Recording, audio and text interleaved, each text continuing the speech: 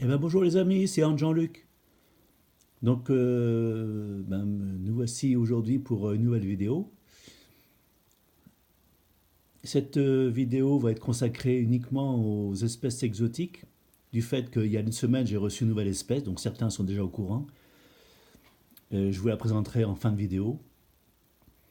Et également aussi à la demande de Reptifourmis, qui voulait que je fasse une vidéo consacrée uniquement à mes fourmis exotiques. Donc j'ai aujourd'hui quatre espèces que je vais vous présenter là maintenant.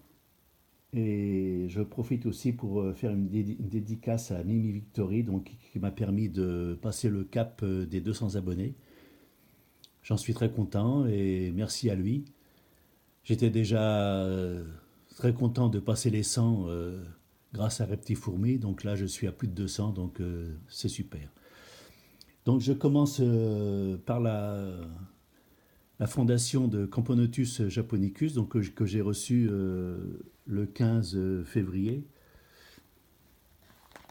et qui avait donc une larve et 8 ouvrières, et qui a donc maintenant un joli couvain avec des larves et des cocons, et j'en suis donc à 12 ouvrières. Bon, c'est une espèce qui est très intéressante à observer. Bon, très agréable évidemment, parce que bon, il y a du fait que la reine est très grande, très volumineuse, donc c'est assez exceptionnel dans le monde des fourmis d'avoir une reine avec une taille pareille. Voilà, donc après je vais vous faire voir donc la Camponotus parus. Donc j'ai un petit souci avec elle, du fait que je l'ai reçue déjà au mois de février avec une larve enfin un œuf qui était gelé, donc il était tout noir. Mais bon, elle a répondu depuis. Et, euh, les œufs, deux œufs, elle a pondu deux œufs et ça n'évolue pas. Donc je ne sais pas qu'est-ce qui se passe. Est-ce qu'elle est stérile ou alors c'est vraiment très très lent. Mais enfin bon, moi j'ai constaté qu'elle a déjà un mois de retard. Il y a déjà un mois de retard dans l'évolution, donc les œufs devraient déjà être au stade de larve, voire de cocon, voire même de naissance, hein, parce que elle a pondu, elle a pondu le 2 mars, donc on est aujourd'hui le 22 mai, donc c'est quand même assez inquiétant. Bon, je ne sais pas qu'est-ce qui va se passer. Est-ce qu'il faut la nourrir? Est-ce qu'il faut que j'attende encore? Je ne sais pas. Ceux qui ont des idées, donc ils peuvent le mettre dans les commentaires, hein. Je vous remercie d'avance. Voilà, donc ensuite je vais passer sur la colonie Camponotus nicobarensis.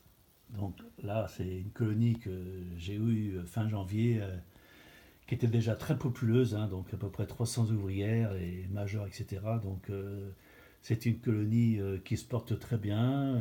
Comme vous le constatez, elle est dans un nisphère qui va bientôt être plein. Donc là, vous voyez, donc il y a pas mal de cocons. Donc il y a des naissances qui vont arriver d'ici peu de temps. Et donc vous voyez que les chambres sont quasiment pleines là. Donc il va falloir que je prévoie un déménagement.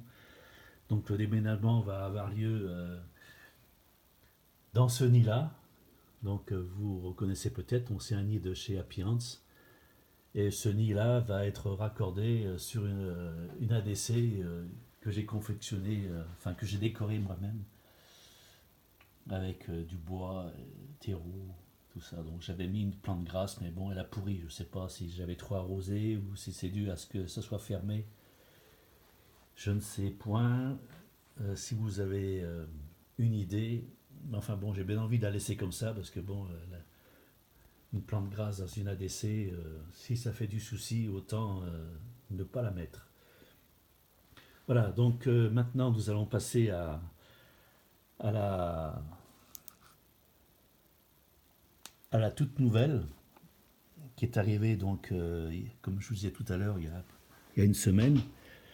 Donc c'est la Camponotus turkestanus. Donc la Camponotus turkestanus, alors attendez, j'ouvre le tube. Voilà.